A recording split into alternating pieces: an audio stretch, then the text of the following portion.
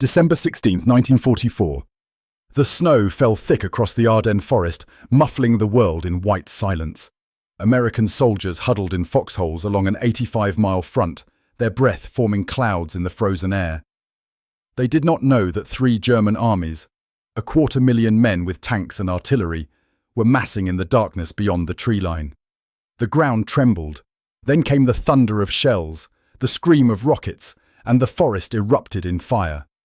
Adolf Hitler had launched his final desperate gamble in the West, and in that moment, the alliance between America and Britain faced its greatest test. Within weeks, the crisis would force Dwight Eisenhower to make a decision that would reshape the command structure of the Allied forces and strip British Field Marshal Bernard Law Montgomery of direct control over 300,000 American troops.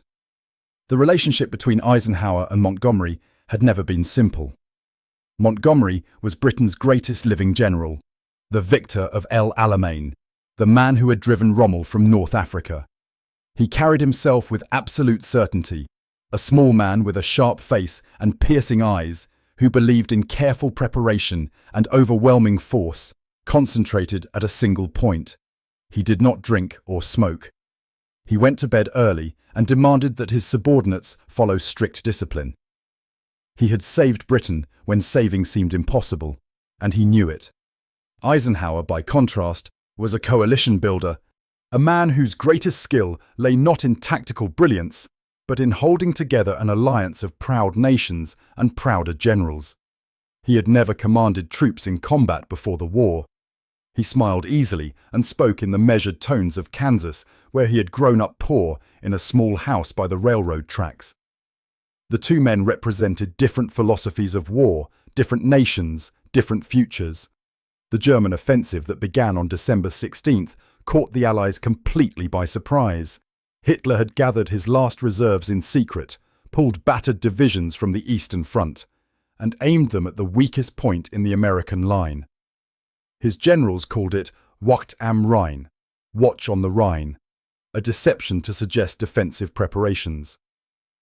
His true intention was to split the Allied armies, drive to Antwerp, cut off the British and Canadian forces in the north, and force a negotiated peace in the west so he could turn his full fury against the Soviets. For 3 days, the Germans advanced through fog and snow, overwhelming American positions, surrounding the town of Bastogne, creating a bulge in the Allied line that would give the battle its name. Eisenhower acted quickly. He ordered George Patton to wheel his Third Army north from its positions near the German border, a logistical miracle that would be accomplished in less than 48 hours. He sent the 101st Airborne to hold Bastogne at all costs, but the German breakthrough had created a dangerous problem. The front was split in 2, with American forces on both sides of the penetration. Communications across the Bulge were disrupted. Eisenhower needed someone to coordinate the defense in the northern sector, and the only senior commander positioned to do so was Montgomery. On December 20th, Eisenhower made the decision. He temporarily placed the American 1st and 9th Armies, more than 300,000 men, under Montgomery's operational control. It was a practical choice, born of geography and circumstance. Montgomery's 21st Army Group headquarters was positioned to manage the northern sector, while Omar Bradley's headquarters, isolated south of the Bulge, could not effectively coordinate both sectors simultaneously. Bradley protested bitterly. He saw the decision as a slight to American competence, a suggestion that British leadership was needed to rescue American forces. But Eisenhower insisted. The battle had to be won, and command arrangements mattered less than victory. Montgomery arrived at his new headquarters on December 20th with the bearing of a man taking charge of a crisis. He later described the scene he encountered as disorganized and dispirited, American commanders uncertain of German positions or intentions. This characterization would become a source of lasting bitterness. Montgomery immediately established firm defensive positions, pulled scattered units back into coherent lines, and created reserves that could counterattack if the Germans broke through. These were sensible measures, the actions of a careful professional. But Montgomery also believed, and would continue to believe, that he had rescued the Americans from disaster, through superior British generalship.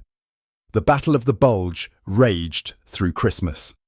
At Bastogne, surrounded American forces held against repeated German assaults. When German officers demanded surrender, Brigadier General Anthony McAuliffe replied with a single word: nuts. Patton's Third Army broke through from the south on December 26th, relieving the garrison. The German offensive had reached its limit. Fuel shortages, stubborn American resistance, and clearing weather that allowed Allied aircraft to return to the skies all combined to halt the advance. By early January, the Germans were in retreat, having accomplished nothing except the destruction of their own remaining reserves. But as the military crisis receded, a political crisis emerged. Montgomery had begun to believe that the temporary command arrangement should become permanent. He had long advocated for a single ground commander to control all Allied land forces in northwest Europe, and he believed that commander should be himself. On December 30th, and again on New Year's Day, Montgomery sent messages to Field Marshal Alan Brooke, Chief of the Imperial General Staff, arguing that Eisenhower was trying to control too much personally and that British command of all ground forces was essential for victory. He wanted formal authority over all American armies in the West. Eisenhower learned of these messages. He also learned that Montgomery intended to hold a press conference to discuss the battle. The press conference took place on January 7, 1945, and though Montgomery praised American fighting spirit and called the battle the most interesting and tricky he had ever handled, his words carried an unmistakable implication that British command had been necessary to prevent American defeat. British newspapers amplified this interpretation. Headlines suggested that Montgomery had saved the day, that American generalship had failed, that British steadiness had once again proven superior to American inexperience. The American reaction was immediate and furious. Bradley told Eisenhower that he would resign rather than continue serving under Montgomery. Patton said he would do the same. American newspapers responded with their own headlines, defending American troops and questioning why a British general had been given command in what was primarily an American battle fought by American soldiers. The political damage threatened to crack the Allied coalition at precisely the moment when Germany was on the verge of final defeat. Eisenhower faced an impossible situation. He valued Montgomery's abilities and understood that the Field Marshal's careful methods had helped stabilize the northern sector during the crisis. But he also knew that the American public and American generals would not accept permanent British command over US forces. More fundamentally, Eisenhower believed in a broad front strategy that advanced against Germany on multiple axes simultaneously, while Montgomery continued to advocate for a single concentrated thrust under his personal command. The two strategies were incompatible, and the two men could not both be satisfied. On January the 16th, the 1st and 9th Armies returned to Bradley's command. Montgomery retained control of the 9th Army for several more weeks during operations to clear the west bank of the Rhine, but this was understood to be temporary. The arrangement that had placed 300,000 American soldiers under British command was over. It would never be repeated. Montgomery had lost his chance for supreme ground command, and he would finish the war as commander of the 21st Army Group, important but no longer positioned to direct overall strategy. The stripping of this command was not a single dramatic moment, but a process, a gradual return to the command structure that had existed before the Bulge. Yet the significance was unmistakable. America had become the dominant partner in the Western Alliance. The United States was providing the majority of men, the majority of supplies, the majority of everything needed to defeat Germany. American generals would command American armies, and no amount of British military tradition or individual brilliance would alter this fundamental reality. Montgomery never truly accepted this verdict. In the years after the war, he would write that a great opportunity had been lost, that the war could have been ended in 1944 if his strategy had been adopted, if he had been given the resources and authority he requested. He believed history would vindicate him. But history records instead that the broad front strategy, for all its seeming caution, brought the Allies to the Rhine along its entire length, prevented the Germans from concentrating their defences, and led to unconditional surrender in May 1945. Eisenhower's decision revealed something profound about the nature of modern war and modern alliances. Military genius alone could not determine command. National interest, public opinion, and political reality shaped strategy as much as tactical brilliance. The United States had entered the war late, but it had arrived with resources that dwarfed those of exhausted Britain. American factories produced weapons in quantities that seemed impossible to European minds. American farms fed not only US forces, but Allied forces across the globe. This productive abundance translated directly into political power, and political power determined who commanded and who obeyed. Britain had stood alone in 1940, had endured the Blitz, had fought when fighting seemed futile. The British people had earned their pride, and British generals had earned their reputations through years of hard combat across North Africa, Italy, and France. Montgomery embodied all of this history, all of this sacrifice, all of this earned authority. But the war had bled Britain of strength. The empire was overstretched, the economy exhausted, the population weary beyond measure. The future belonged to the two great continental powers, America and the Soviet Union, and Britain would have to find its place in a world it no longer dominated. Eisenhower understood this with the clarity of someone who had spent years managing coalition politics. He respected Montgomery and valued British contributions, but he knew that American public support for the war depended on American command of American forces. He knew that his own authority derived not from tactical genius, but from his ability to keep the alliance functioning, despite the egos and ambitions of difficult men. The decision to return American armies to American command was not personal. It was structural, determined by forces larger than any individual. The months after the Bulge saw the final destruction of Nazi Germany.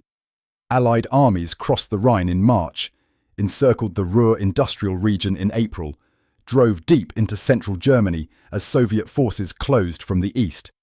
Montgomery's 21st Army Group advanced into northern Germany and Denmark, performing its mission with characteristic efficiency, but the decisive operations occurred elsewhere, in sectors commanded by American generals leading American troops.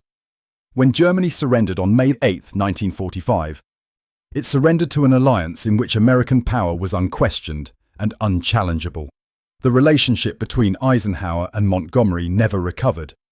They remained professionally courteous, but the warmth that had occasionally existed between them was gone. Montgomery retired from active service, still believing he had been proven right, still convinced that history would recognize his strategic vision as superior. Eisenhower went on to serve as Army Chief of Staff, then as President of Columbia University, then as Supreme Commander of NATO, and finally as President of the United States. The two men represented different epochs, different visions of power and leadership. When historians examine the winter of 1944 and 1945, they see more than a military crisis resolved through sound defensive tactics and determined counterattack. They see the moment when the alliance between Britain and America fundamentally shifted, when the junior partner became the senior partner, when the new world definitively eclipsed the old. The 300,000 American soldiers, briefly commanded by Montgomery, represented something larger than their number. They represented the future of military power, concentrated in the hands of a nation whose productive capacity and geographic security had survived the war intact, while Europe lay in ruins. The freedom to determine one's own fate in war, the abundance of resources that makes such freedom possible, the shift in power that occurs when one nation possesses both and another possesses neither. These forces shaped Eisenhower's decision more than personal animosity or tactical disagreement. Montgomery had wanted supreme command because he believed his methods were correct and because he represented a nation that had led the fight against fascism when others hesitated. But wanting could not overcome the mathematics of power. America had more men, more weapons, more of everything that modern war required, and modern war was ultimately decided by the nation that could produce and sustain the greatest force over the longest time. In the silence after surrender, when the guns finally stopped and soldiers began the long journey home, the question of who commanded whom seemed to fade in importance.